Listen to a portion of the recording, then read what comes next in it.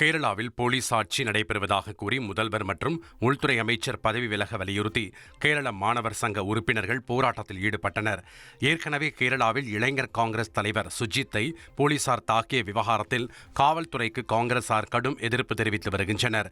திருவனந்தபுரத்தில் போராட்டத்தில் ஈடுபட்ட மாணவர் சங்க உறுப்பினர்கள் மீது தண்ணீர் பீச்சி அடித்த காவல்துறையினர் போராட்டத்தில் ஈடுபட்டவர்களை கைது செய்ததால் அங்கு பரபரப்பு ஏற்பட்டது.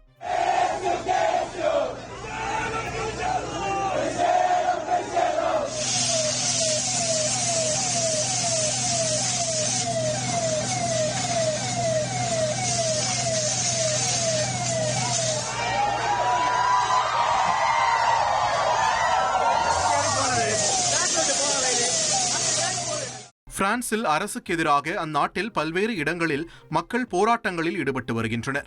இந்நிலையில் பிரான்சின் தெற்கு துறைமுக நகரமான மார்சேயில் அரசின் சிக்கன நடவடிக்கைக்கு எதிராக தொழிற்சங்கங்கள் பேரணி நடத்தின. ஆயிரக்கணக்கானோர் கலந்து கொண்ட இந்த போராட்டத்தில் பணக்காரர்களுக்கு வரி விதிக்க வேண்டும் என்ற கோஷம் எழுப்பப்பட்டது. இனி செல்லும் இடமெல்லாம் செய்தி.